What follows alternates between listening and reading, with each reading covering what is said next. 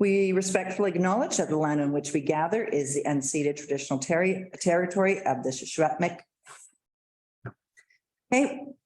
Approval of the agenda recommended that code of conduct be added as a late item under agenda item E, and that the committee of the whole meeting agenda for March 22nd, 2023 be approved as amended. Ian, Pam, all in favor? Carried. Adoption of minutes. Recommendation: the minutes of the committee of whole meeting held on March 8th, 2023 be adopted. Gord, Ian, discussion, all in favor, carried. So we have business arising. So we have, I'm thinking on Zoom because there aren't live bodies here. The RW Broom Bridge update, Jennifer Seitz and Blair Riley, Seitz Consulting Inc. will give us an update. Welcome, Jennifer and Blair. Thanks for being here today. Thanks for having us. We've got some presentation slides. Is it easier for you if we share the screen, or do you prefer to do that from your end? You can go ahead and share it. Okay, great. Blair, do you mind sharing? Great. Well, I'll do the introductions because we do have some additional team members here. So I think everyone knows me, Jennifer Seitz, project manager for the RW Broom Bridge project. Also joining me today, I have Jennifer Fraser, executive director with Ministry of Transportation, and also Tara Knight, development officer with MOTI, in addition to Blair, who was already introduced. We just go next slide, Blair. So thank you for having me. I'm here today to provide a status update on the anticipated construction timeline for replacement of the Broom Bridge. My presentation today also includes background information on the project, a brief overview of the design that will proceed to construction, and an overview of remaining activities and next steps prior to the construction tender. The RW Broom Bridge replacement project has been developed based on the following project objectives. So our objectives are to improve safety and traffic flow along the Trans-Canada Highway corridor, to replace the aging RW Broom Bridge, improve safety of local road connections at the Trans-Canada Highway, and enhance safety for pedestrians and cyclists along the existing Trans-Canada Highway 1 corridor. The project includes approximately 1.9 kilometers of Highway 1 4-laning, replacement of the existing Broom Bridge with a new 4-lane structure, and intersection improvements between Old Sycamoose Road and Silver Sands Road. Funding was approved for the One Bridge design in 2018 following consultation analysis and field work that was carried out at that time. The project budget is approved, so this project is fully funded. The budget is $224.5 million, and that includes a federal contribution of $90.1 million under the New Building Canada Fund. So since 2018, the ministry has advanced the project through preliminary design, functional design, and detailed design. Extensive field investigation has been carried out in terms of both geotechnical and archaeological. So we've done a fair bit. You've probably seen crews out there, in particular in the areas where significant rock cuts will be required. So that's on the east of the Narrows. We've done a lot of extensive investigation there. And then also a very robust archaeological assessment program. So we've undertaken a lot of that work and had to take out some additional permitting for the archaeological work as well, to really understand the area, given the cultural significance of the project's area. So we've been working very closely with Spotcheen on that work to carry that out and use that information to finalize the design, given the need to minimize impacts in this area. So as I mentioned, the project is in the detailed design phase, with preparation underway to tender and award the construction contract in late 2023. In advance of our major works construction, BC Hydro's transmission and distribution lines will need to be relocated. So site prep for that work is anticipated to begin in April. So there's some very minor civil works associated with 4 new pole locations. And so there will be some activity out in the local area related to that. And then from there, BC Hydro is anticipating that their crews will come in as early as May to commence their relocation work overall. And so they'll start their work and then there'll be a bit of a pause over the summer months because we don't want to impact traffic just during those busier summer months. And then BC Hydro will return in the fall to wrap up their work. And from there, we will be in position to basically to initiate the construction. So we'll be working closely with BC Hydro just to fine tune their schedule and dovetail our construction tender timeline in conjunction with that piece. I'll also talk about a few other Excuse me, Jennifer. Yeah. If anyone has questions, do you want us to ask them now or do you want us to wait until the end? Because I do see a puzzled look occasionally. So do you want us to ask now or wait? It's up to you. I'm happy to take questions as they come. Okay, does anyone have anything? Go ahead, Malcolm. So we wrote the minister just to ask to make sure that this does get tendered this year, and the minister responded by saying, yes, it will. Sorry, Mel, can you turn your mic on, please? No. Sure. Sorry. Hello. Yeah, we wrote the minister this not to complain, but just to make sure that you know, this stays on track, this project, and it does get tendered this year because it has been getting deferred. So the minister did respond on the 14th saying that, yeah, it will get tendered this year. It looks like it'll be, from what you just explained so far, later this fall after BC Hydro finishes their work. And they're notorious for not keeping their schedules. So we still do have that concern. But one of the things the minister did say in his letter is that the project is complete as far as the detailed design go. But in your PowerPoint, it says you're still in a detailed design stage. So I can clarify that, no problem. So just to also just the project has not been deferred at all. We've just been working through, as I mentioned, that robust fieldwork program. So that geotechnical and also the significant archaeological program that we've been undertaking. So no deferral of the project by any means, just really a need to get all of that important work done before we proceed with the hydro relocates and also the major works construction overall. In terms of detailed design, the project is essentially at 100% detailed design. There's some finer details that we're just working through with Splotchin as the artwork wraps up here. So, but very minor details. So we're essentially at 100% detailed design with some minor adjustments just happening as we prepare those tender documents, which include the final drawings that will go to tender. So not a significant amount of work, but just some loose ends really to tidy up based on that archaeological work that is wrapping up and some engagement with Splotchin. Okay, Malcolm, good? Okay, go ahead. Nice and loud. thank you. Sort of a project related. Through active transportation and grant through the Ministry of Transportation, we have $50,000 to look at the crossing at the end of Main Street. And part of that is looking at the existing old Highway 1 bridge to see if the foundation is good enough to support pedestrians and cyclists. And it would be helpful if we had, you did supply us with a geotechnical report that had some geotechnical work at the old crossing. And I don't know if you were able to supply that to staff, but that would be helpful for our endeavor to get a pedestrian cyclist bridge across the channel at the old crossing. If we could access any geotechnical work that's related to that from you guys. Yeah, sure. So we did go back and we did confirm that we had shared all of the geotech data, but I can certainly just do another circle back, Malcolm, just to be sure, just because that's a good point. It's been some time since we would have undertaken work out in that zone. So I'll do a double check on that just to be sure. Thank you. Yeah. Thanks, Jennifer. Councillor Bushel.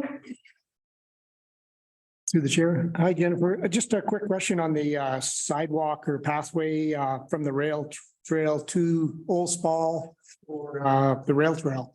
Yeah. Have you got any more detailed drawings of how that's gonna connect onto the rail trail or onto Spall Road? Not yet. So that is that detail that we're still working through with Splatching. Okay, thank you. And then Yeah. one other quick one, after the new bridge is completed and the old one is going to be removed, what elevation is the old approach to the old bridge going to stay at? Is it going to be left alone with the asphalt there, or is it going to come down lower behind JB Marine? You know what I mean? I'm not sure. I'll answer the question. You can let me know if I've answered it correctly. In terms of like clearances under the bridge, like for houseboats and that sort of thing traveling underneath, we are maintaining the same vertical clearance as what's there currently, but in the horizontal direction, there's actually a greater clearance overall, if that's what you're referring to. No, actually, what I was referring to is when you turn off Gill onto the highway, the approach goes up to the bridge as it stands now. Is that mound of dirt going to stay there, or is it going to be brought back down to ground level? It's very similar overall, but I can take a closer look at that and just share some notes with staff for you, but it is quite similar to existing. Okay, thank you.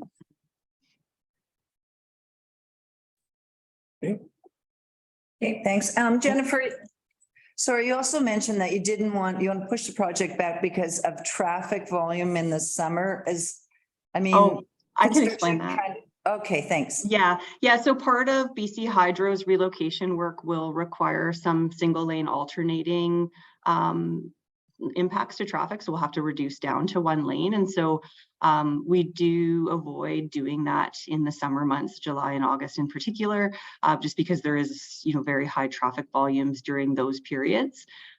We are doing some work right now just to have conversations with Hydro though around those traffic restrictions and how that might impact their schedule. So that's some of the prep work that we're doing right now that we know their rough timelines. So there may be some ability for some give and take on that, but we do also need to keep traffic moving along the corridor as well. So just striking the right balance there.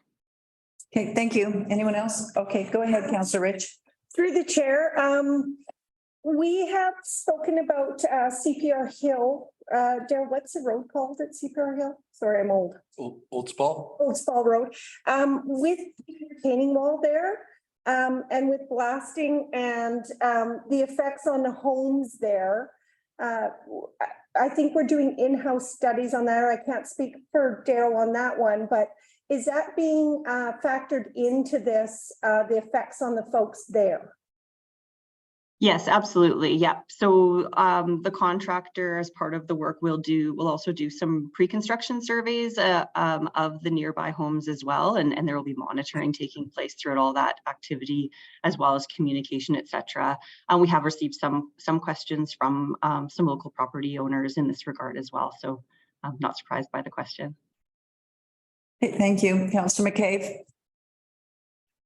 Yeah, I've had some correspondence from Shuswap Villas because of all the blasting directly below them. That's your main area where most of the blasting is going to occur. That's going to create, I imagine, a lot of surplus surplus rock. So would you do like investigations on your foundations, like a video before and a video after, or establish monitoring hubs to monitor during blasting, or what kind of risk management do you do to mitigate the risk prior to starting your blasting?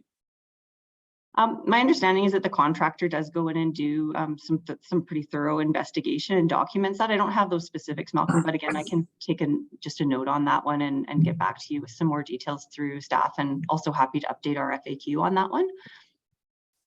Thank you. Okay, thank you. Anyone else? Hey, go ahead, Jennifer. Okay, great. Thank you. I think my last note just on this slide was that just in terms of our construction duration, so a 3-year construction duration is anticipated for the project. So I'll go to the next slide and just walk through the design. So the project design, as you see it here, it's consistent with the design that was shared previously with the public in 2020. So it is available on our Bruin Bridge public website, and I'll share the link just in a forthcoming slide here. So I'll just walk through this. So at the west end of the project, a new road will be constructed under the highway to connect eastbound Highway 1 traffic with Old Sycamoose Road and Old Spall Road. And then we also have right in, right out access to connect westbound highway traffic with Old Spall and Old Sycamoose Road. So you'll see that just at the far west end of the slide here. So there is a tube connection actually under the highway that supports that movement. A little bit tough to see just with the size of the image in that zone there. So the existing Old Spall and Sheen Road access at Highway 1 will be closed. So the local traffic is rerouted under the bridge and then up to those new right in, right out connections on either side of the highway. You can also see in the slide here a separated path that connects pedestrians and cyclists across the Sycamoose Narrows. So it starts going from west to east, right at that Old Spall and Sheen Road intersection where we see it today, and then it terminates at Gill Avenue. And then that piece just up at Old Spall Road there'll be some form of connection that takes cyclists and pedestrians, integrates it into the future rail trail piece there. Jennifer, could we just, Yeah. go ahead. Councillor McCabe has a question. Thank you for interrupting. What's the maximum grade on Old Spall Machine Road as it goes down underneath the bridge and then back up, connecting back to the new section of Old Spall Machine Road? What's the maximum grade that you anticipate there? It's 10.2%, which is within our maximum within our guidelines is 11%. So it's just over 10. Okay, thank you. Anyone else? Ian, go ahead, Councillor. Maybe just a follow-up. Is that maybe Daryl can answer this too, is that a provincial road or will we be responsible for sanding, salting, maintaining that? Good question. So that will be maintained by MOTI, and as part of the project, we are not looking to add any existing roads into District of Sycamoose. So any new roads will be maintained and ultimately owned by MOTI. So no additional inventory being transferred back to local government. Thanks. Yeah. Okay, thank you. Daryl, do you have anything that you want to? Through the chair, nothing I can't take offline with them. I mean, Jennifer, you did mention you've got utilities lined up as kind of the first step. And I take that to mean that'll be Hydro doing their thing. There is a water line that's going to be looping through Silver Sands, and we've asked for that to be upgraded to a little bit bigger size. That's not what you're talking about at that time, is it? No, so that will be part of the major works construction that will come after the Hydro relocates. Okay, I thought so. Yeah. Councillor Rich? On a very much smaller level, but on the right side of the bridge, when you come into Sycamoose, there are two crosses that represent a family that was killed on the bridge that are from out of province. I've maintained them over the past 10 years. I have spoke with MOTI about where those are going to go and how they're going to be maintained as things change and the bridge changes. I've never got a response back. And can we have a commitment from you folks that those, like, they will absolutely have to be moved, but that they're not disposed of? That they will need to be moved, and yes, certainly. 100%. Yeah, they will. Yeah. But that they're not disposed and that there is some kind of, I mean, we can talk within Sycamoose a legacy, but I just don't want them to go into the dump. No, absolutely. No issues with that. Okay, perfect. Thank you. Thanks, Jennifer. Go ahead. All right. So I'll just go next slide, please, Blair. So on this slide, you can just see another view. It shows a little bit better of that path connection across the Narrows. And that takes us over to Gill Avenue. So Gill Avenue will maintain right in, right out, left in movements, but there will be no westbound access to the highway. After with the 4-lane cross section, as you can imagine, that's really for safety reasons. And then Silver Sands Road will be maintained as full access. So all movements permitted, and there will be an extended left turn storage bay there as well. Thanks, Jennifer. Councillor McCabe? Yeah, again, a question about grade. So Gill Road right now is fairly, well, it's not level, but it's, I don't know, maybe 3% grade or something there. And I believe that your mainline grade coming off the bridge is going to be slightly higher going by Gill. So guessing that the grade, you usually need 3 meters for a level access, but so between that and Finlayson, I'm guessing that the grade is going to increase on Gill to get the new grade on your main line. I don't believe it is increasing, but I'm happy to go back, take a look at our drawings and just double check that for you, Malcolm, but I don't believe it is. Thank you. Thanks, Jennifer. Go ahead. Right. So next slide here. So as I mentioned, our project webpage does include those prior slides that I just went through with the design, and then it also includes 2 drive-through videos of the project.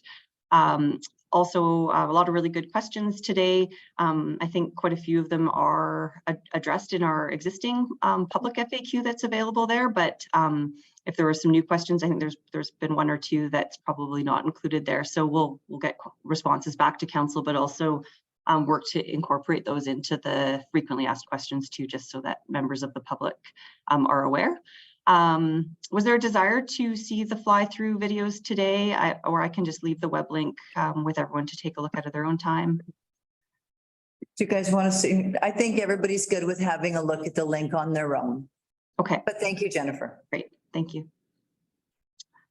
All right, last slide here. So as we prepare for construction tender, working to complete the following key activities. So close out of the remaining pre-construction archaeology. So we have I believe just a couple days of field work that will be happening here in April, and then working through our final reporting. We will be finalizing, we have 1 remaining property acquisition, so just finalizing that. We will be working to achieve our navigable waters approval from Transport Canada. So we now have all of our environmental approvals in place, but just that Transport Canada nav waters.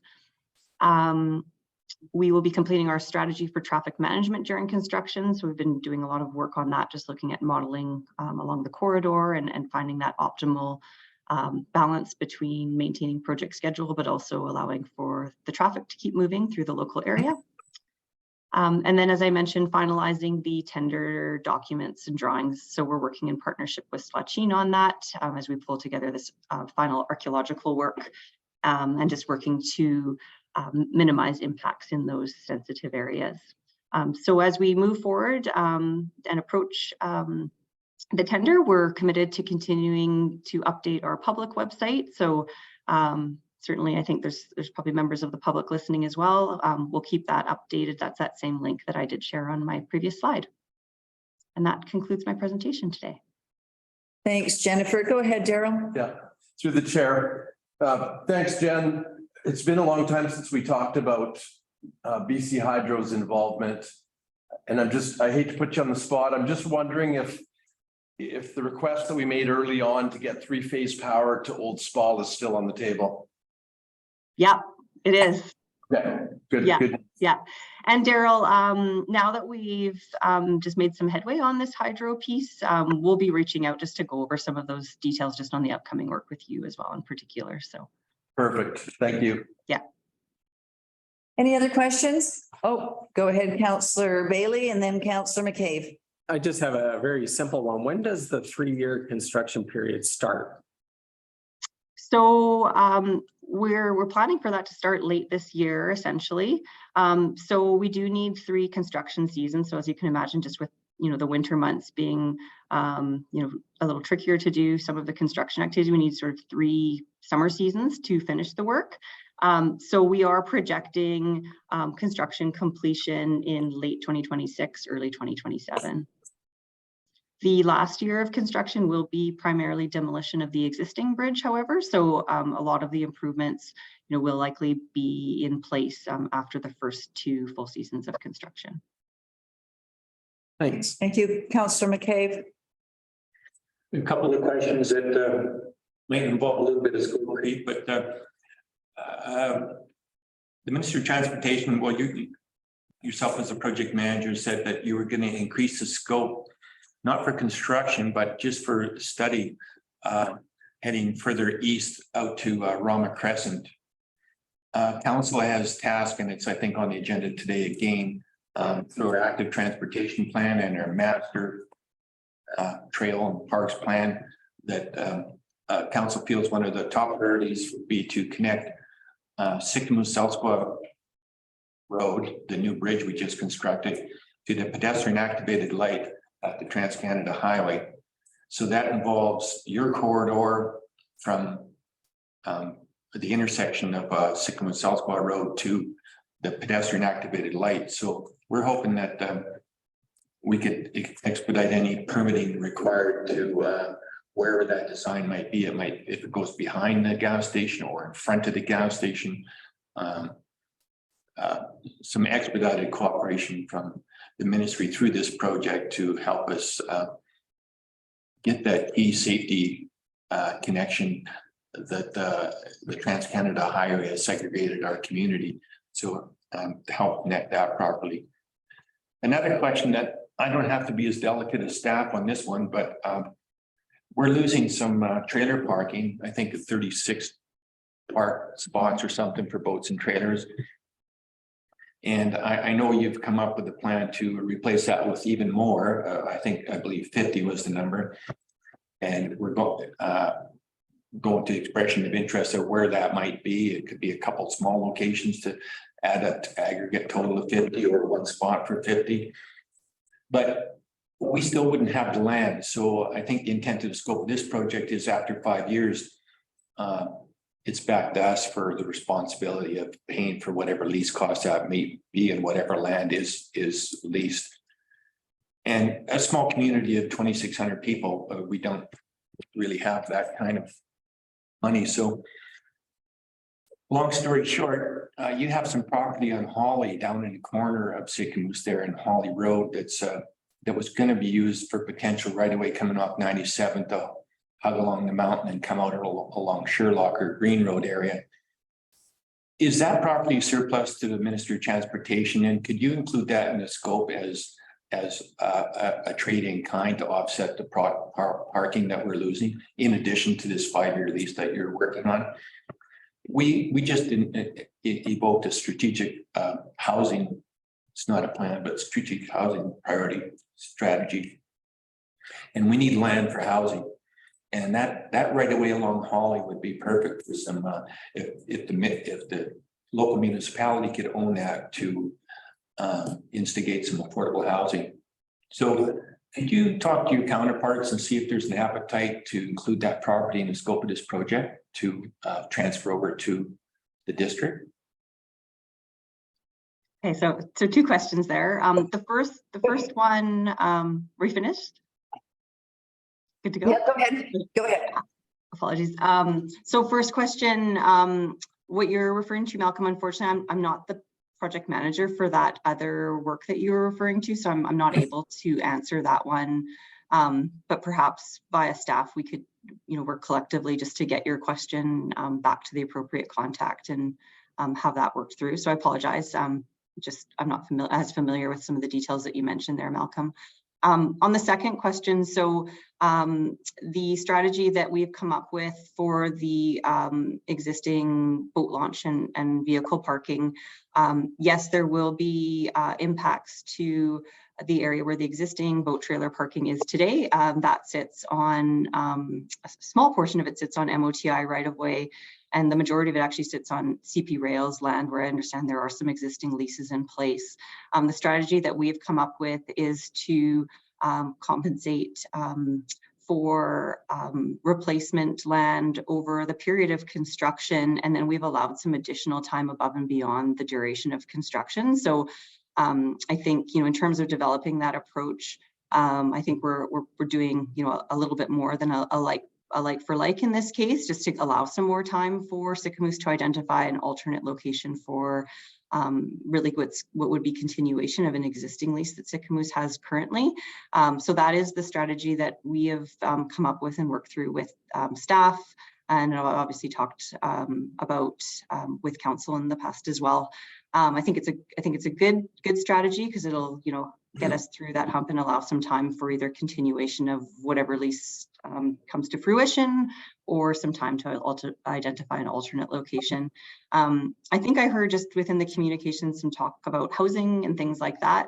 Certainly interested in having some conversations about that. I think it's probably by the sounds of things out of scope or beyond what falls under what Bruin Bridge can do. But housing is certainly a important piece of current government, and certainly open to just having the conversation and helping point people in the right direction so that that can be explored if there's some opportunity to explore that one. Hey, thank you, Jennifer. And Gord, did your question about the bridge and the elevation have something to do with perhaps there could be an opportunity for parking underneath the bridge or in that area? Yeah, behind JB Marine, that if that big mound is not gonna be, can it be taken down a little? It doesn't have to be taken right down to street level, but if it did come down, then it would allow for access for maybe off Gill, an access for full trailer parking. Maybe a retaining wall to reduce the footprint of the total fill, a retaining wall. Yeah. Did you hear that, Jennifer? I did. I'm going to guess that a retaining wall is probably going to be above and beyond what we can, include in our project budget, just because walls are expensive. We can look, but I'm doubtful that will be something that we'd be able to support just with the, the scope of the project and the budget overall. Walls are pretty expensive to add. Would you, through the chair, would you have an idea what that size would be of that area? Because I'm not exactly sure. It's hard to tell in any of the photos or the flybys when the bridge starts to come over and line back up with the main highway. So there's a fair amount of land there. So it'd be nice just to know that what size that is, and maybe we could work on something there.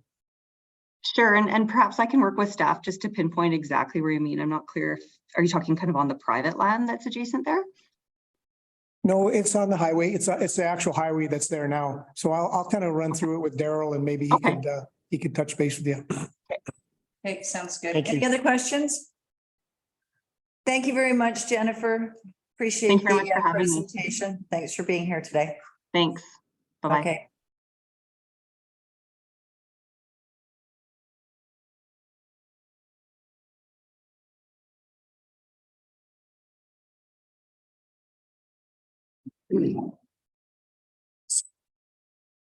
Can I just, because of the ministry's letter that came in and because of this presentation, I think there's more information that we're still trying to get regarding our corridor.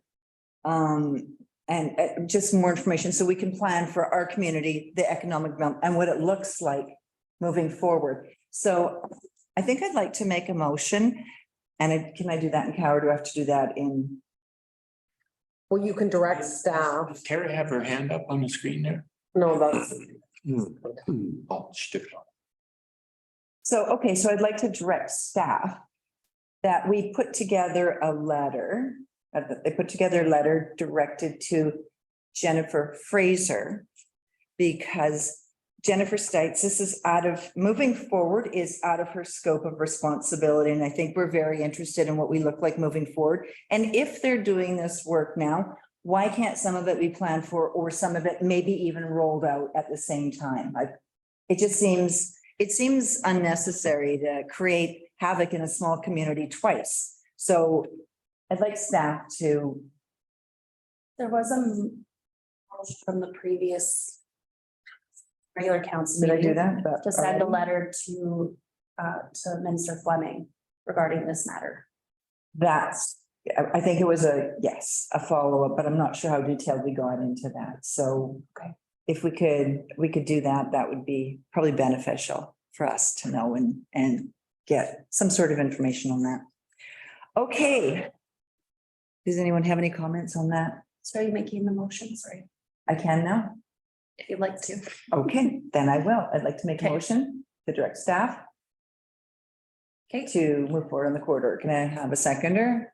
Councillor Rich, all in favor? Opposed, carried. Okay, I know. I think Siobhan had something to say. Oh, No, I didn't know that was in. Seconder. Okay, all right, let's move forward. Integrated project delivery. Carla Saplinski, and I hope I didn't butcher your name, Kohler's project leaders. Are they online? I am, yes. Hi, Carla, welcome. Hello, welcome, or thank you for having me. You're very welcome. You have the floor. Okay. If I may, I'd like to share my screen. Yep, Hopefully go for this works out. Are we seeing my screen well enough? Okay. So thank you for having me. As I believe I've been invited to share some thoughts with the group here about integrated project delivery and what it means for municipal government. I admittedly am back-ended in time here, and I believe this was to provide a bit of I'll call it a snack of information.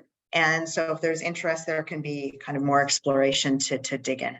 So this is the topic that I'll proceed with, if that's okay. Yep, go ahead. Okay, great. I do come from a background associated with operational excellence and lean thinking and some other things like that.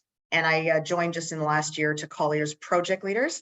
But I also have operated as an independent. So this is just some of my other teammates who are scattered across the country supporting this particular delivery model in all of its uniqueness that I'm going to be talking about today. So I'm hoping just to leave you with an understanding today of what the heck this IPD is. What's the key differences between integrated project delivery and traditional delivery for our projects? What owners should expect, and then a bit about why public sector and municipalities might be interested. So first of all, just to give a bit of context, our world of construction, be it building or be it on the more horizontal construction or infrastructure side of the equation, is becoming more and more complex. The supply chain and COVID life that we have lived through, those challenges over the last 2 years have added to that complexity and created a form of chaos.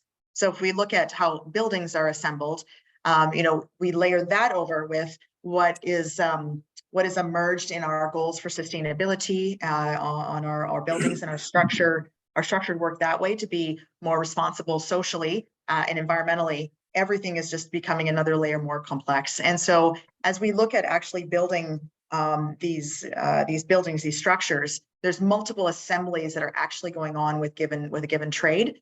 And the design that is occurring is getting more and more complex, and it's getting more challenging for any one design, architect, or engineering organization to have the intimate answers as to what the best approach or best practice is to assemble these buildings, and to do it in a way that, again, it meets our sustainability goals, our safety goals, and all of that sort of thing. So the current management practice around project delivery is really trying to navigate this world, but it's doing so from a very specific methodology of fragmenting contracts so that as an owner, you have separate contracts with different players in this supply chain that is putting together these projects. So to kind of illustrate the problem, and then I will back into what IPD is. And from an owner's perspective, we have a business case of some kind, a facility we'd like to build. We'll just stick with a building example for now. We have a budget of a chunk of money that we know we have available to build it with and a completion timing. Along that path, we're first hiring a designer to help us with schematic design, detail it out a bit further, encapsulate all of our value propositions, our functional programming, whatever it is that we want to see. And the traditional design bid build approach is to take that project with all of the scope in, and try to design it as best as possible to be able to put it out to market to bid. A general contractor then would bid on this. And typically, and of course, because we're very fiscally responsible and conscious, we choose the low bid. And we go about that process and say, what does that look like compared to what we had? We say, you know what, we don't have that amount of money, that even the low bid is higher than we expected. And that has happened time and time again in the last 2 to 3 years with the supply chain uncertainties and lack of availability and challenges. So we often go through this exercise when that occurs called value engineering. And so to an owner, that often means we're removing scope. It's not as much an exercise of creative tensions coming together to figure out how we can design and build and execute to reduce cost. It is scope getting cleaved off of the project function, the project scope to begin with. So then we go back to the market, we find a GC that has the lowest bid again, and they hire all the trades that are going to go build this, and we go about our way. Inevitably, what happens though, as many of us who've been a part of project delivery know, is there's something called the change order trajectory that happens on the other side of that, as inevitably our trades are finding misses, gaps, things that are not what they thought, what they bid on. There's some differences as they get into it, and we end up in this over budget situation due to these change orders, and then value engineering that we don't even have the scope we thought we had in the first place. So that's a bit of an extreme story, but it illustrates the rationale that has surfaced this integrated project delivery. So the paradigm shift that's happening and started in 2004 in North America, 2012 in Canada, is that there's this shift going on to a more collaborative delivery. And there's a spectrum there that I'll talk about in a minute. But that shift is about stimulating in our procurement methodology or our procurement strategy, more of a collaborative environment. Alongside that, there's a realization that more proactive approaches in design in an integrated way is what's saving money and creating a very innovative platform for owners to have everything that's part of their value proposition and scope. So to do that, means that we need to have our constructors at the table earlier to have the design more inclusive of construction. If you will, we're designing the building and the process of construction at the same time, because that is the most expensive piece of the whole party. And so let's try to leverage integration of that in the smartest possible way. As well, let's design for the supply chain availability and really leverage all the productivity efficiencies along the way. So that's becoming more of a realization in our project delivery capital project world. Along with, we're moving away from watchdogging and holding people accountable to mutual accountability and bring people on the table together to be accountable together. And so what are the leading indicators that we can use to manage the project controls in a different way? There's a bit of a shift there. And finally, there's a shift in understanding that we're doing a lot of design, redesign, redraw, draw, and redraw again. And we're passing design chunks around in our siloed supply chain, hence the picture of the silos there. We're punting over the wall and punting backwards, and we're having a lot of inefficient flow of design activity. So there's an understanding that there's rework and waste inherent in that. And we're not designing to a budget, we're designing to a program and then thinking about budget in the aftermath. So we end up getting these very aspirational designs that maybe are not integrating innovatively all of the aspects that are possible from really factoring in these elements up front. And so that's really what's creating this shift.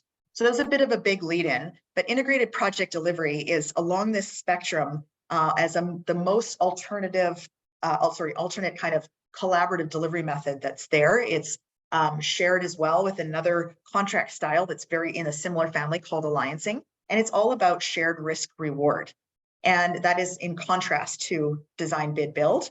And what it basically means is that owners are engaging in not individual series of contracts with everybody individually, with individual partners. It is a one relational contract that everybody comes together to sign. And so it's all the players around the table, including the architect, the engineer, general contractor, key trades, suppliers coming together to form a mini company, if you will. They are waiving liability between each other. We want contractors to provide deep and meaningful input in design. We want designers providing deep and meaningful input in means and methods. And so it breaks down some of the silos that we see today, and it creates a relational environment that still has contractual bound requirements. It is all has a program attached to it, but it is on the premise of shared risk reward. The team comes together, validates, sets a target cost for that program, and agrees that they are going to stay within that target cost. They are basically doing that based on a program, not on a series of individual choices, such as which tile are we going to use? They're making choices based on the bigger decisions of the project that sets the high level cost. And they work through contingency as a part of risk. And they're basically building this target cost and then staying within it. There's no such thing as change orders in integrated project delivery in the same manner by which we see in our traditional world today. The team is incentivized to meet this because their profits are paid out only on certain milestones and timing. Other than that, they're just getting what reimbursed on their basic costs. So I'll come back to that in a minute. So this whole method here is a single relational contract, shared risk reward, and there's different contract types active in Canada. The pricing model is so different for this that it takes everybody a little bit to get used to. It's one of the training points for sure, jumping into IPD. The team is working basically together on a shared pool of monies. So up front, we're actually asking for a very open sharing of pricing, including tell me what you're paying your folks, including the labor burden, what's your corporate overhead, and what's your expected profits. That's the pricing that's used in this very open and transparent model, shared risk reward, shared joint project management. All other costs are flow through. So it's not the same markups that we have to worry about today in this environment. It's open pricing shared together where the team is managing it together and the owners at the table for this conversation. And so we end up having this cylindrical picture built by this team, which is different than the separate pots of budgeting and scheduling that goes on with our different players today that factors in all of these elements. I'm going to keep going. If there's any questions, I'm going to have time for questions here very shortly. I just want to give a full picture of what this is all about, if that's okay. Yep, that's fine. Continue. So the schedule and execution of this, as you could sense, is very different than our traditional design bid build world. It's different than some of the other methodologies as well, but just to draw a comparison, in the example that I shared on the problem statement, here we have in gray from the owner's business case, the procured design team is working through these design schematics, development of design and working drawings to various percentages so that they can get to the point of tendering for construction. IPD is very different in that there is a team that's coming together in early stages, but even before that, as an owner, you're getting prepared to deal with this shared risk reward joint project management environment. And so there's typically a coach involved as you're preparing as an owner a little bit differently. And you're setting up to procure an IPD team based on qualities that are not exclusively about that price. That price is only about 20 percentage points or less on the whole. There's a lot about demonstrated collaborative qualities and high value placed on the interview and the willingness to collaborate and go through this in this trade-off based series of conversations in design. So the team is procured, they come to the table, including the designer, contractor, the major trades, and they engage in validation. And so they do an early form of design, enough to de-risk. And this team is de-risking from day one. So in validation, they're validating the program, the base target cost, or the schedule with the given risks together, owner at the table in agreement. And so by the time we're through that process, we're able to articulate this in a report, if you will, that is, it forms a go, no go point where the owner can either off ramp at that point or proceed. And that program contains all of the management systems as well as the specific points of, as I mentioned, operational details and assumptions so that the team can continue. The team finishes detailed designs, design and working drawings. They don't redraw. So they focus on design when they need to design and draw when they need to draw. The remaining tendering on those that aren't IPD signatories. And then they engage in what's called production construction, which is we're trying to create an environment for production, for construction to flow like a production line so that we can leverage all those efficiencies and demobilize from site sooner. And so there's some different planning practices that are involved in that that have a really high success rate. And we have a very high focus as well on commissioning to get to project completion. So there's some things that are going on that are different in this project from our normal projects for sure. This whole relational contract is hard work. It's not jump in a room and sing Kumbaya. It's actually very difficult collaboration that's about creative tensions and people coming together to really work through the challenges on what's best for project from an owner's perspective and from the user of the building's perspective. And so the owner has a key seat on that team. There's a structure around how we engage stakeholder input and all that kind of good stuff. But the entire team is engaged early to that conversation. Again, as I mentioned, jointly managed, transparent information sharing, and we're really focusing on the design to construct flow, maximizing innovation.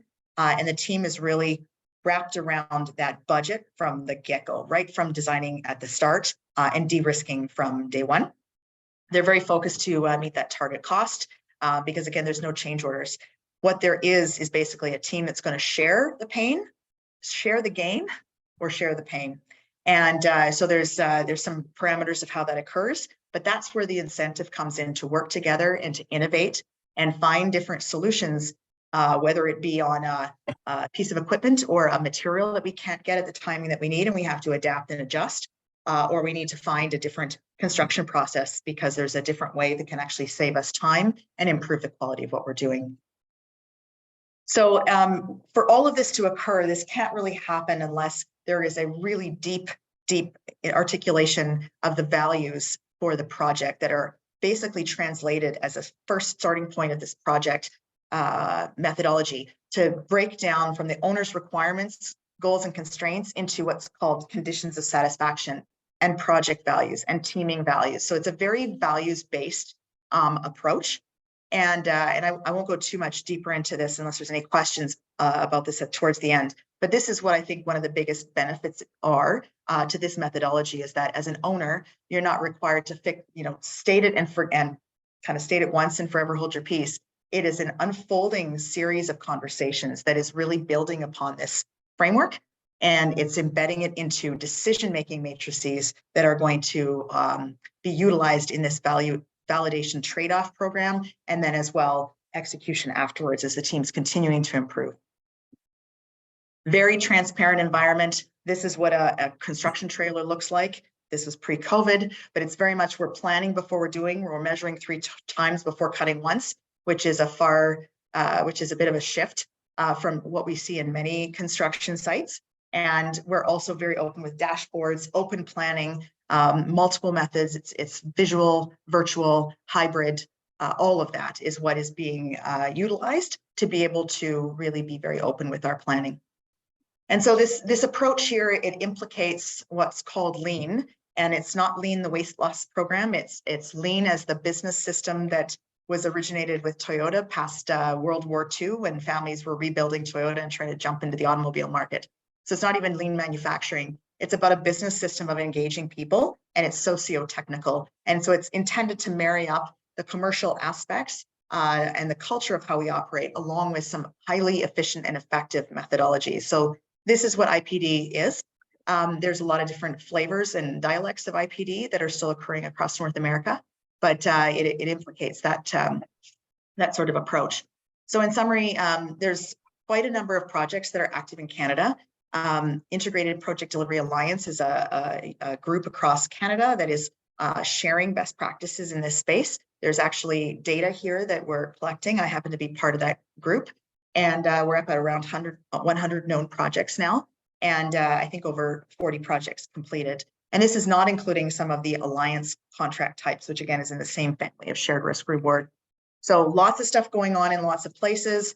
This is a snapshot of what's going on in the West. It's a range of, 4 million to $500 million across the country. And there's a range of, water pump stations to recreation facilities and everything in between. So bottom line, it's really a team coming together to agree that they're going to build this thing for this amount of money in that amount of time, and trying to problem solve and do what, frankly, some in the industry say they entered the industry to problem solve and build something that they're proud of. And so it's really awakening a lot of that. So this whole approach, the top lessons here, we're finding that there's more partnership and focus on problem solving, which really does get a better value for the dollar. And so I think there's more of an uptake in public sector as a result of that. This is also because of the nature of the integrated design. It's very holistic. It's factoring in end user experience and lifetime operations. Owners a part of who's sitting at the table. So those that are leading operations and building maintenance and security, they're often at the table for these decisions and conversations. So it's very integrated. We have cost predictability because of this alignment of profit sharing, different than we can say in any other model. You know, I'm part of, right now, I'm actually sitting in Lloydminster, and there's a wastewater treatment plant just that is in its final sort of leg of construction and going into commissioning. And we started that project at January 2020, before COVID hit. And we set a base target cost through validation that was approved in August. They're going to hit that target cost, and they've done additional value-added incentive items, meaning additional items that were costed out, pulled on the table because we saved money. And that's with triple the price of steel, aluminum, couldn't get a pre-engineering building to save our lives, and a bunch of other things.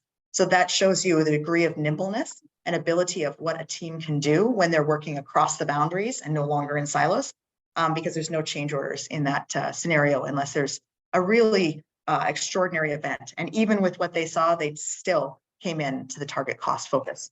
So really incredible things are happening that are being shared now in stories of IPD.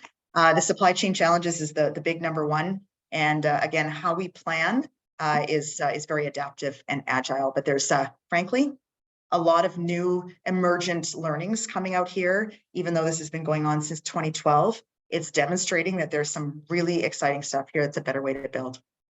So that's what I had to share today. I wanted to have enough time for a few questions as we're approaching the top of the hour that I know is the time limit that I had. So are there any questions right off the bat that I can answer? And I would also offer that if there's any questions that are a takeaway, I can get those answered and provide those back to the group as well. Thank you very much, Carla. Great presentation. Council, any questions? Go ahead, Malcolm. Councillor McCabe first. Great. No, I just wanted to thank you for taking the time for the presentation. That's definitely something for any local municipality to consider in future projects, for sure. Thank you for sharing your knowledge with us. Councillor Beach. The chair, I do have a question for you. I know there's a number of companies doing this now in Canada. It's a growing thing. We've had a discussion around complexity of construction we've been able to manage with local companies, and we've talked about having sort of training and upgrading skills locally. Is that part of the kind of social and work? Is that part of what you would do? And also, we do work with our Indigenous partners very closely here. I didn't hear a strong cultural message there, but I'm just curious about that. Yeah, both really good points. So what our focus is in IPD is helping to bring everybody up to a different level of performance together, which means inevitably we're learning from each other. That means that in our local and whoever's coming to the table, be it local trades folks, they're invited to the table differently in the conversations than they ever have been before, as their opinion is valued.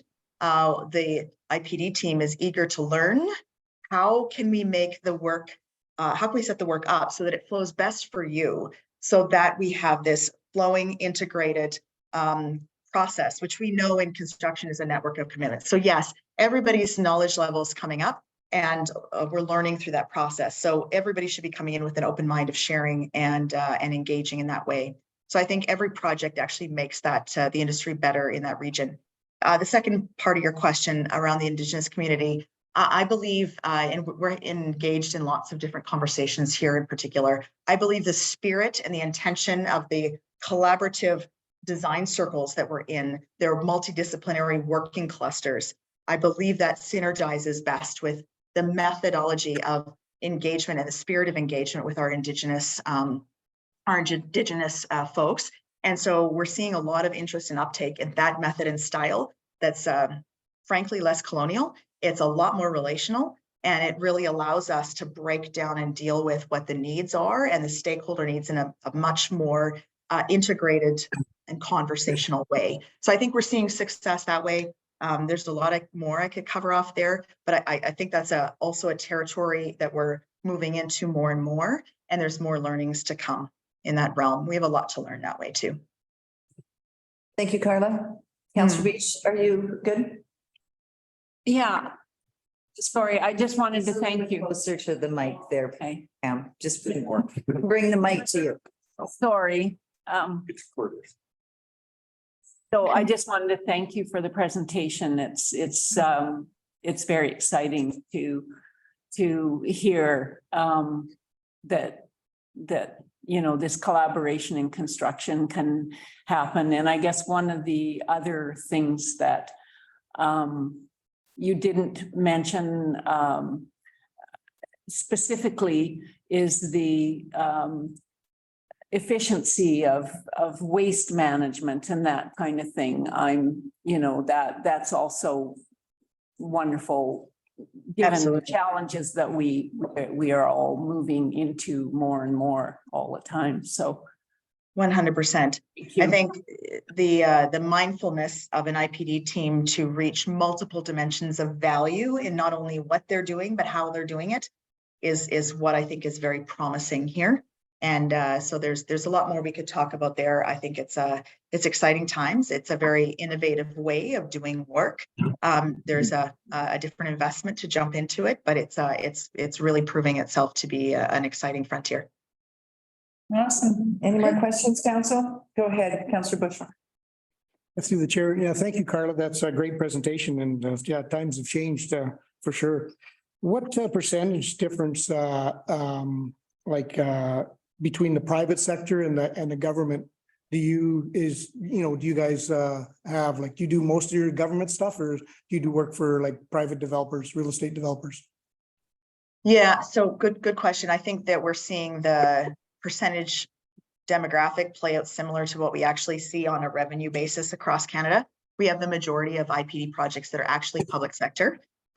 We have some interest. I have some projects in private sector, but they're not as plentiful as I think the public sector interest is higher right now. It's more about that fiscal responsibility on managing funds and how do we get the most out of this pot of money. So I think there's more interest, surprisingly, on public sector, especially following the supply chain kind of uncertainty period that we've just gone through. Okay, thank you. And then just one thing on a project, $10 million project, what kind of percentage do you take, or how do you work on that? Because if it's government, you know, government's not looking for a profit. It's a budgeted, maybe could even be a grant, but if you're working for a developer, there's a percentage, you know, on that. So how do you figure that out?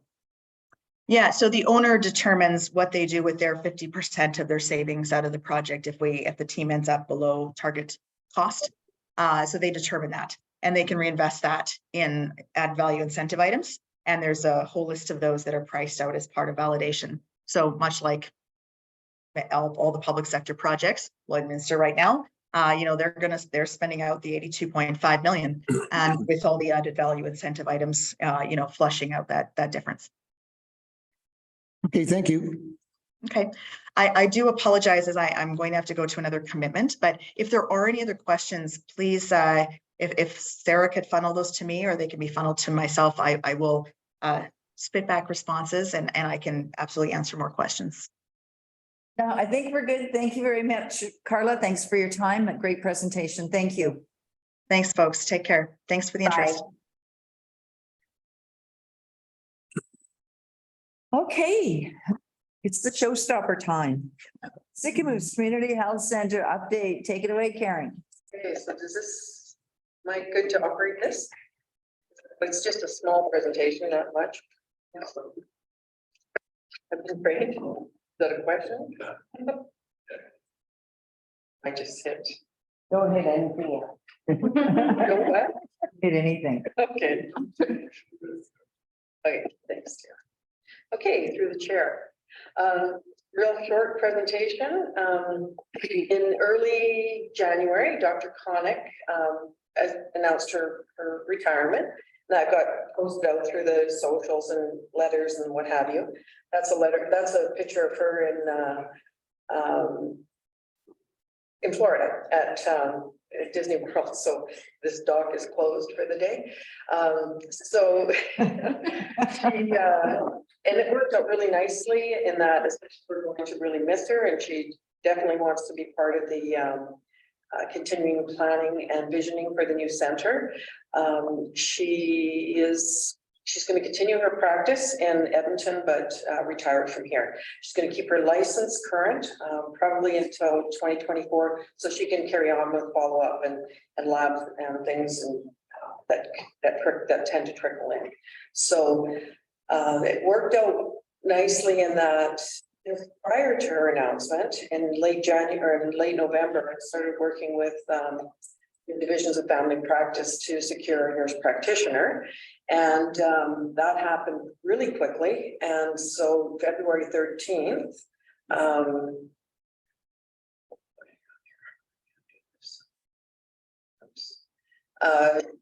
nurse practitioner Jennifer Post-Balfour joined the team. And she's taking over Dr. Connick's patient panel for the most part. She can take new patients. Right now she isn't. And also Dr. Edmondson is taking on some of Carol's patients as well. So there'll be none of Carol's patients or Dr. Connick's patients that will be left without care unless they choose to go elsewhere. So Jen's been with us for a month, and so far the reaction has been really, really good. She's a wonderful, wonderful addition to the team, and it really, it's starting to like the whole team-based care with the community health center model is it really serves that. So we're really, really pleased about that. So both Jen and Dr. Edmondson will be taking walk-in patients. Jen, not so much. It's tourism season coming up, and we do see a lot of walk-ins at that time. We are asking though that that patients call in advance, because we do leave a few openings throughout the schedule for the day for urgent care, and they fill up really quickly. So it's not to say that a person will definitely get in that day, and sometimes they need to be referred on to the ER or something. But we are, Dr. Edmondson really opens up her practice for walk-ins. So that's really important during tourism season. So as the health center manager, I'm going to be attending the BC Rural Health Conference. This is put on in conjunction with BC, the Continuing Medical Education and the Rural Coordination Center. And I went last year to Penticton, and it was really helpful. I mean, there's most of it, the majority of the programming is medical, but there's networking events, there's cultural and sensitivity workshops, there's a lot of other things that do take place that'll keep me going throughout the day. And we just learned last week that Sycamoose is the recipient of the BC Rural Health Community Award. So that will be presented at that time. So that's exciting. It's a cash award for a community event, and it's just in recognition of the work that Sycamoose has done collaboratively, and that has been the big sort of celebratory point is the collaboration in the community for health, for all the social determinants of health. So that's being recognized and celebrated at the conference. So that's it for me. Any questions? Awesome, thank you. Hands are flying up. Go ahead, Councillor Rich. Thank you for being here, Karen. First question would be, can you tell me the difference between the duties of Dr. Connick and Jen? So one's a doctor, one's a nurse practitioner. What's the difference? Their scope of practice is the same. And that sounds bizarre, but it's true. And the nice thing about working in a team-based environment like that, if there's things that the doctors talk to Jen about and vice versa. So the scope of practice is virtually the same. There's some medications that they can't prescribe, HIV medications, which none of the doctors in the clinic do anyway. And that's about the only thing that I am aware of. Like, it's really this, scope practices. Fabulous. Councillor Bailey. And they can also, they spend 30 minutes with the patient. So that's different as well. So they have the ability to dig a little deeper perhaps. So it's a really nice mix. Thanks, Karen. Councillor Bailey. Sorry, just turn this, so just so I'm clear, like, how many, is it just the two staff we have now, the doctor and the nurse practitioner, or is there? There's still Dr. Connick till June. Yeah, Dr. Saad Alam. right, And Dr. Evanson and Jen, and then the three medical office assistants. yeah, sorry, I thought there was another one, that's why I was asking, thanks very much, yeah. So thank you. Councillor Beach and then Councillor McCabe. Thank you to the chair. Just maybe give a little bit more understanding to everybody about the difference between an NP and a nurse practitioner and a doctor's practice is that nurses are trained, they are trained a lot differently than doctors are. So they're kind of, I think, Karen, if you would agree, there's a more holistic approach, which is why they have longer appointments to their care.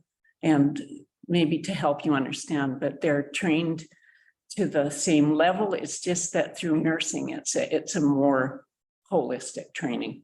So there is a difference. And they do make a great full-on team member for a doctor. Thank you, Councillor Beach. Councillor McCabe.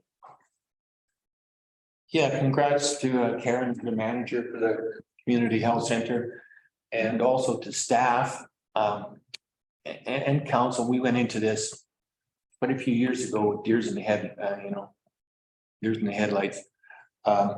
So we seem to be a local government leader in the field now, which is pretty cool. A steep learning curve, and hats off to staff for council's vision, a reality.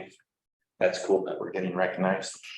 And also Jennifer comes with funding. So that's good news too on the taxpayer side of things. It reduces, I believe, our overhead because Jennifer comes with funding from Interior Health. And for something like that to happen that this fast is phenomenal with Interior Health because there's such a huge animal to things done. So again, hats off to staff and you as manager for transitioning into a nurse practitioner. Jennifer is my healthcare professional and seems to be doing a great job. I'm happy with the transition. It's just a good news story for Sycamores all around. It's working. Thanks, Malcolm. Karen, thank you so much. And I'm just going to echo a bit of what Malcolm said. This was a big leap for Sycamores to jump into the healthcare business.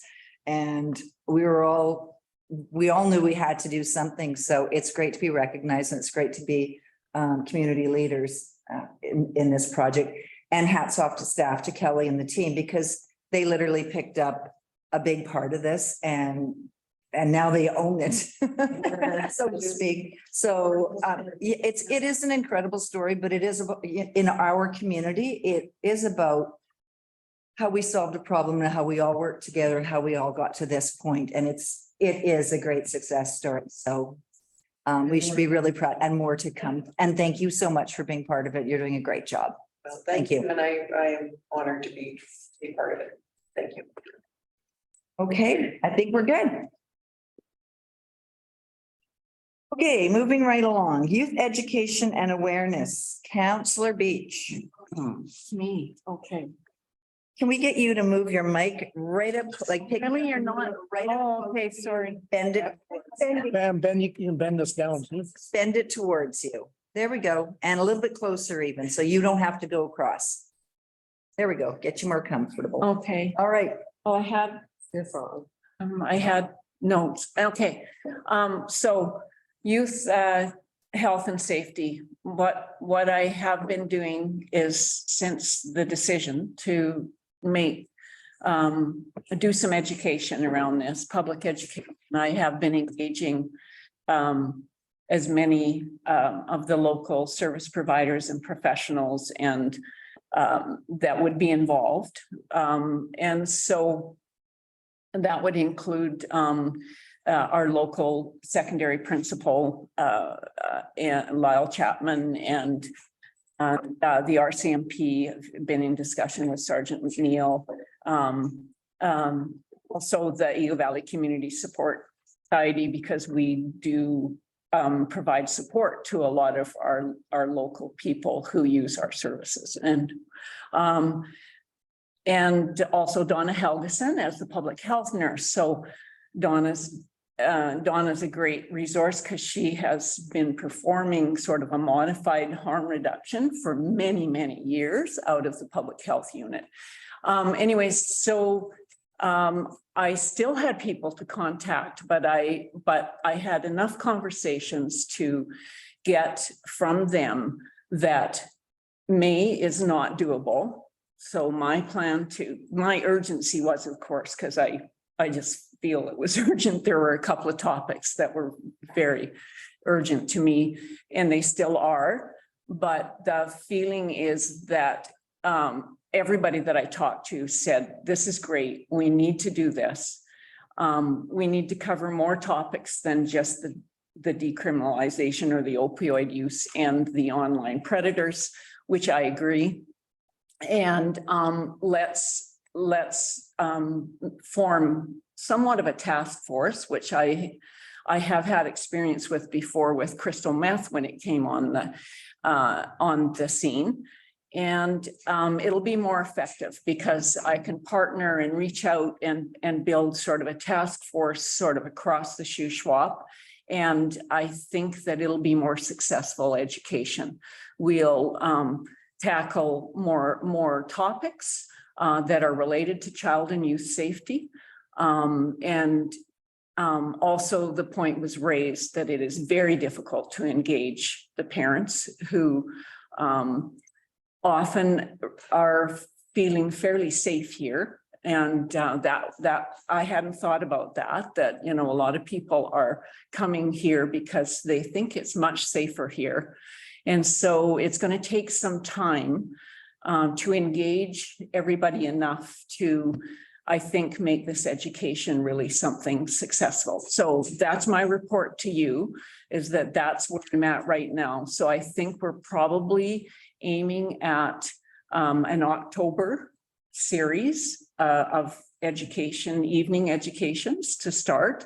Excuse me. And depending on how it breaks out in terms of topics and time, evenings for, you know, sort of several weeks, we would have a series and we'd cover it. And they might go right beyond Christmas into the new year, but we would eventually cover all these topics and hopefully engage a larger part of the public and really do some good education.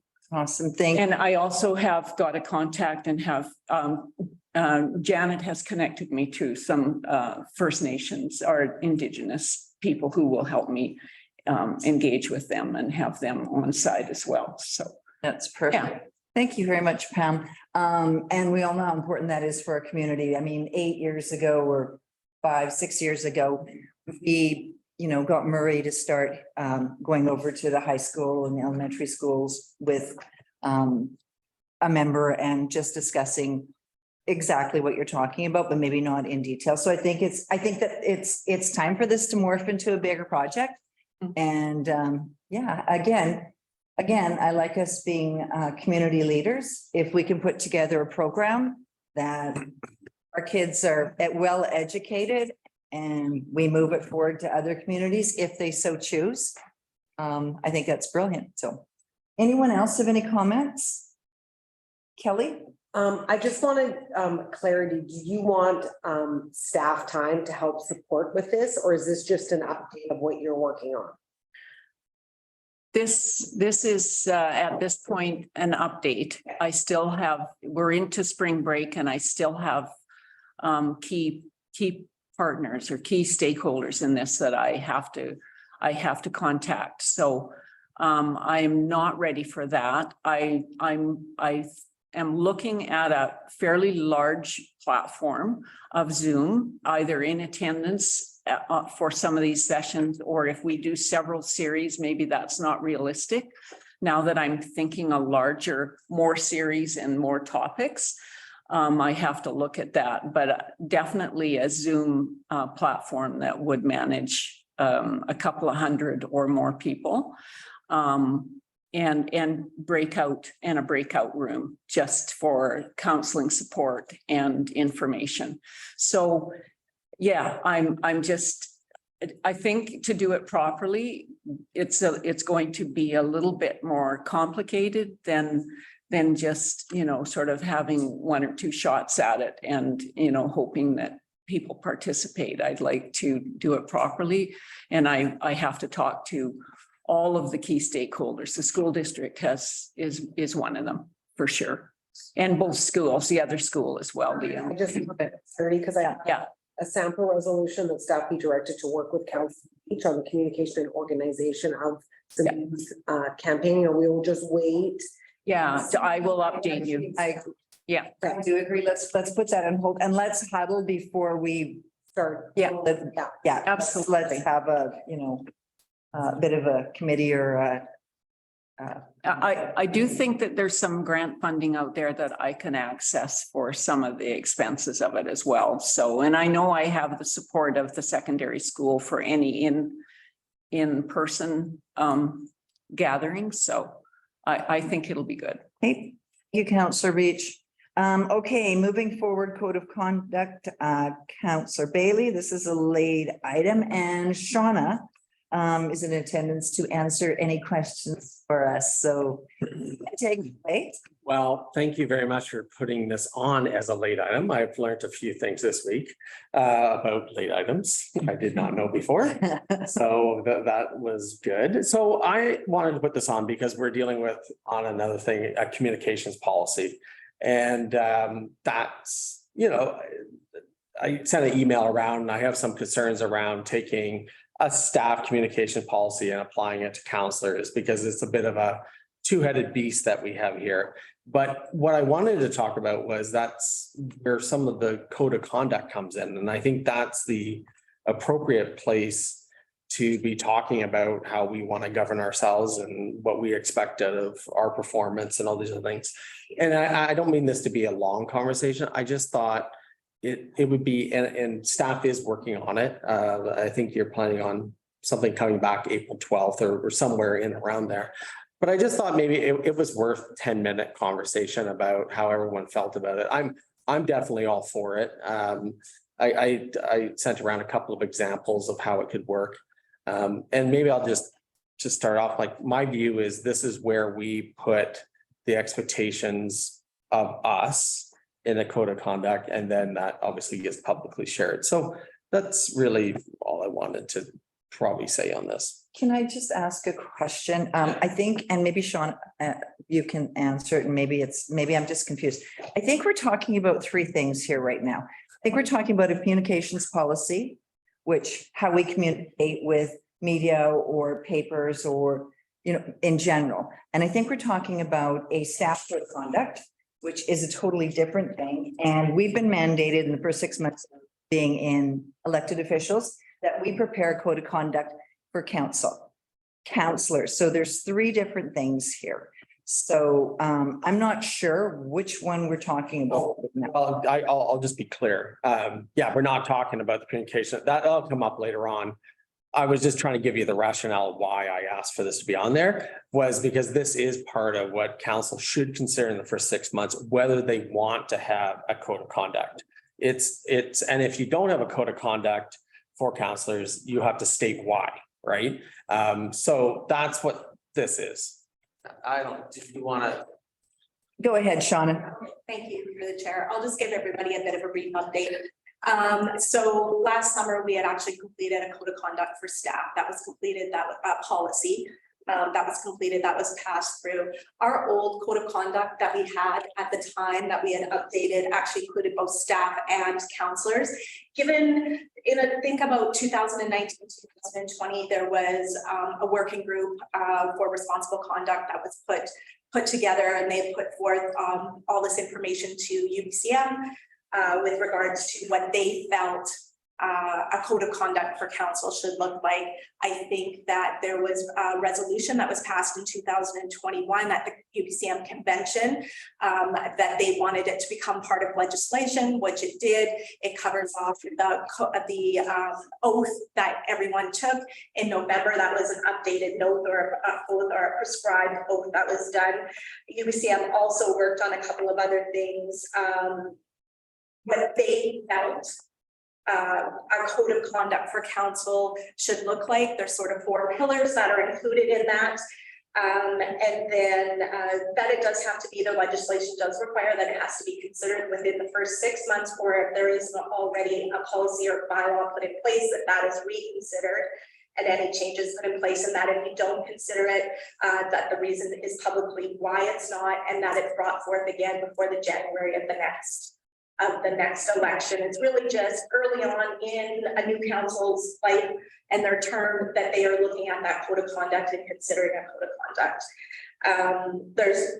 So beyond that, when we had passed the code of conduct for staff, we had pulled out the whole piece with regards to council, knowing that this was coming forth for a new council. We've been working on it since last summer. We've engaged Young Anderson, Reese Harding of Young Anderson, who is amazing. He's actually the ethics commissioner for the city of Surrey. He comes with a lot of information. We've engaged other municipalities, city of Nanaimo, city of Surrey has also put in some. So we've done a lot of background work. We have to bring forth for you next council meeting a policy as well as a and a staff report that will outline, why each can be considered, and as well as looking at an ad hoc or possibly an ad hoc ethics commissioner in the instance that we do have to look at, and what that procedure looks like. Okay, Councillor Beach. Thank you, through the chair. I want to throw something out because it was something that came out of our newbies meeting in Kelowna. And it caught me kind of by surprise. And I don't see it. I've read through the code of conduct and I don't see it expressed in there. It had to do really with code of conduct of council in community.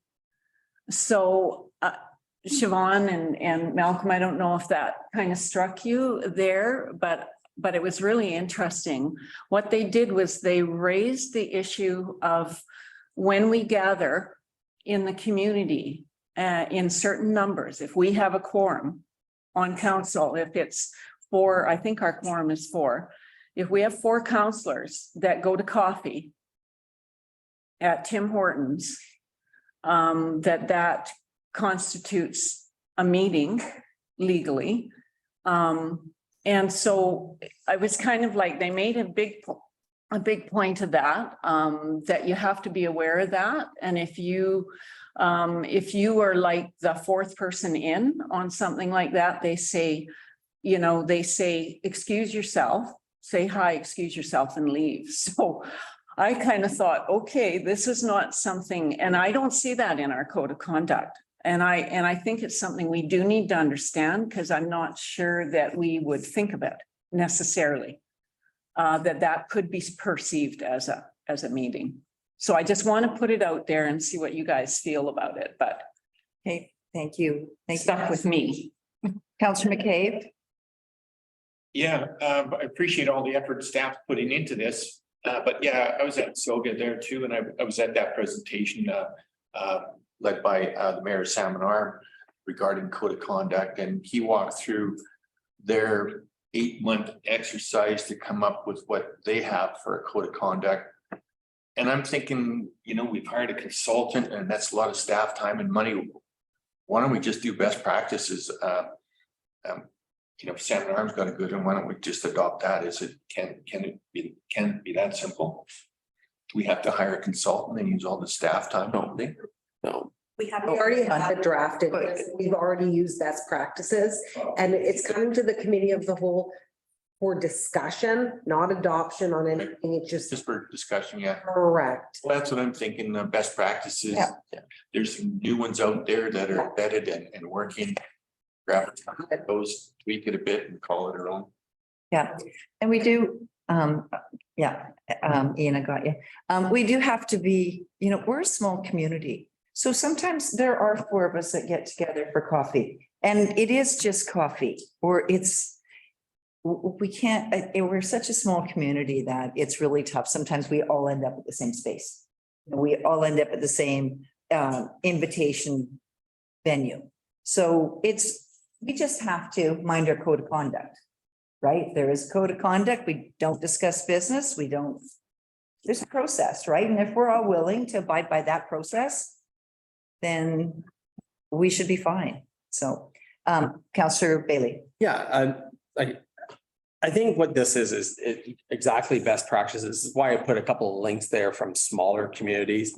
I think a 4 max 5 pager is going to really cover us. That's my opinion, not make it too complicated. But I think it's the code of conduct there is just a lot of practical things. If you had a chance to read through it, it's all very sensible. None of it. It's just more transparency here. I mean, we used to call it, I signed plenty of these when I was in the corporate world. And I mean, it was just basically the no a-hole rule. And you just agree to, collaborate, listen to people, these sort of kind of core things as to what you're committing. And then in our case, there's a transparency aspect to being on council that, corporations don't have. And that's kind of where I think, as I've been reading, this is the evolution of why they want to have us code of conduct, because we're not employees, we're elected officials. We have a different role than what staff does, and our accountability lines are very different, right? But we still have a duty to uphold certain levels of, decorum. And so that's kind of the idea behind the code of conduct, because there was a lot of high profile cases previous where you had, mayors or councillors really run amok, and there was no mechanism in which to deal with that. So that's kind of the idea behind the code of conduct. It's a pretty sensible idea.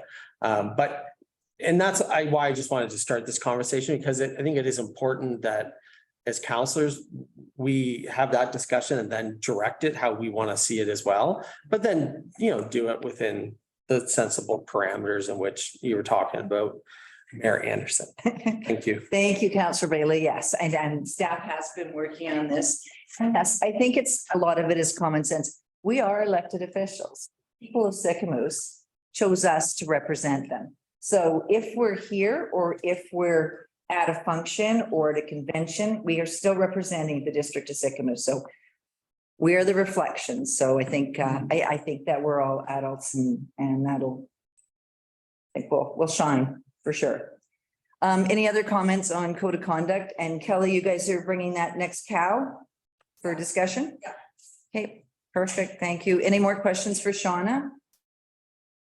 Can I just make one quick clarification? Sure you can. The policy, the draft policy and bylaw that you were looking at, those are best practices as put forward through UPCM and are currently being vetted through legal to ensure that they're meeting all of those requirements that UPCM has put forward this way. That's fine. Perfect. Thank you, Shauna. Okay, moving forward, we are at councillor reports. Let's start with Councillor Bailey. I have nothing to report because I missed my last planning and development meeting, and I've just been running around like a chicken head cut off doing it. It's okay. Councillor Beach. Okay. Yes, I do have a report. I was able to attend a large portion of the Shuswap Watershed Council meeting, which was good because they always conflict with our meetings. And that was very interesting. I also reviewed the phosphorus action planning, which is part of Shuswap Watershed Council YouTube video and presentation. I was able to also catch the Planning and Development Committee meeting, the last one. And I attended by Zoom to the CSRD monthly meeting for my first successful breakthrough in getting on that meeting. That's big for me, everybody. And then, of course, I already told you who I've been consulting with. So I've talked to a lot of people since then about the youth and child safety. Awesome. Thank you, Councillor Beach. You're keener. Okay, Councillor. Let's see what you got. Yeah, well, that's a hard act to follow. I just went to the meeting that our fire chief had set up for emergency evacuation for people with mobility issues. And that was interesting. There was a lot of different groups there. I attended both as a counselor and for representing Eagle Valley Transportation. I think it was worthwhile. I think Brett's going to do a follow-up meeting. That's all I have. Perfect. Thank you, Councillor McCabe. Councillor Evans. I don't really have anything to report right now, except for I went to the interagency meeting online and there's a lot of good people working hard to make this town better. Councillor Rich. Listened into the planning and development meeting, which I always find fascinating, and I hope everybody goes in and listens on to that. And I mentioned it before, but Councillor Bushell and I met with the preschool week before last, talking about the playgrounds and parks and equipment and stuff like that. So we met with those folks. And I did have a chat with the high school and the elementary school regarding the new decriminalization. So both principals have been in contact and just kind of chatting and seeing what that looks like for our community and how they feel about it. So that was interesting. Did you want to share how they felt? I think I can't speak for them, but from what I got from them is they feel blindsided and there is no support. They have not been contacted. They haven't been given any kind of material. They've gotten zero resources from the province thus far to deal with anything coming down the line, if it does, or how that'll affect parents or the kids in our community. Absolutely. It's huge. It's huge. Yeah. Councillor Bushell. Yes, through the chair. I chaired the Planning and Development Committee last week, and it's kind of exciting. We got 2 more projects coming to council tonight. So that's really something to look forward to. We haven't had a lot of development lately. I attended the CSRD meeting last week. Most of it, I didn't get into the in-camera, but I did attend it. Most anything to do with Sycamoose, they're doing an asset management plan, which will be to look at the rec center and run through all their assets there. And so that's going to be done. Also the rail trail, the Lansdowne to Armstrong section. Everybody heard that there was a grant. They received a grant for that. So they did award Urban Systems a contract for 80,500 for engineering and design for that section. So that's going ahead. And I'm not exactly sure why our rail trail meeting was canceled a couple of weeks ago, but anyways, it was canceled and they're getting ready to have another one fairly soon. And other than that, I guess that's about it. Yeah. I guess at the CSRD, they did pass their financial plan to 3rd reading. So just one more reading on that. So other than that, that's about it. Thank you. Thank you, Councillor Bushell. I have a couple of things here. Just a heads up for those that didn't hear, Sycamoose RCMP, assisted by their fellow officers in the area, apprehended a man in Malaqua who had 2 outstanding warrants and has been incarcerated, but he goes before the judge for a scheduled bail hearing coming up. So I'm not quite sure how the system works. You got 2 outstanding warrants and then you're going to a bail hearing. So I'm probably need to talk to Murray and figure out how, that works, but I think there's some shortfalls in our bail system.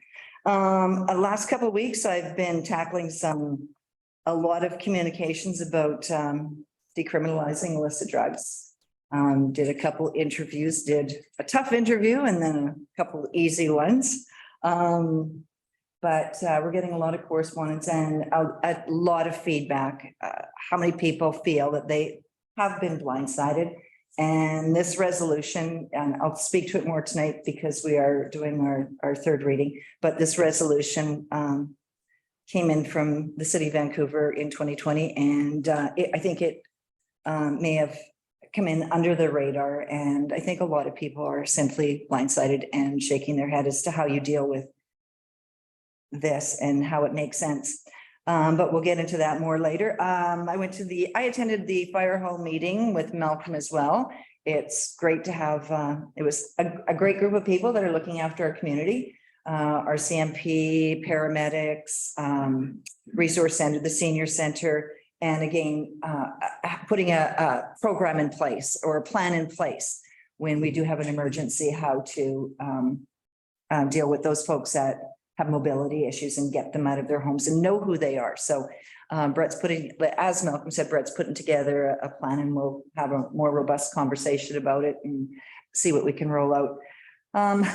I also, Kelly and I had a meeting with the BC Hotel Association, the president of the BC Hotel Association, Ingrid Jard, and we are in discussion with Ingrid to see if she can, perhaps give us some ideas or some direction as to finding a hotelier for Sycamoose and perhaps a hotelier on the lake.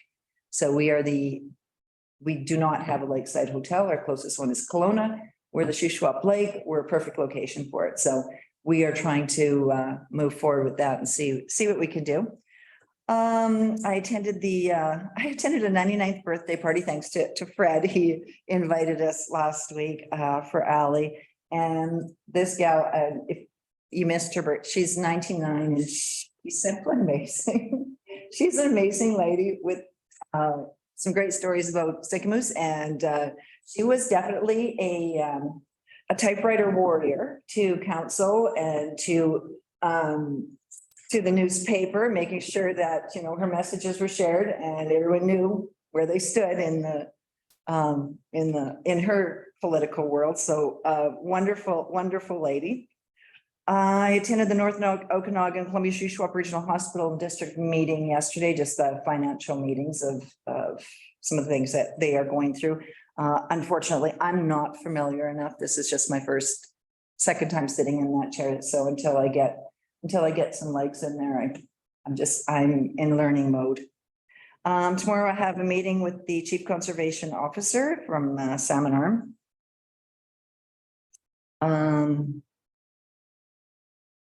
And just a note, deepest condolences to Brian Labouré. And that's it for me. Okay, so moving forward, we have input from the gallery. So anyone have any questions? Any hands up? Anyone in the gallery? Okay. No? No questions? Okay. All right, we're going to adjourn the committee of whole meeting at 2:45. Could I get a mover? Malcolm, Gord, discussion? All in favor? Carried, thank you.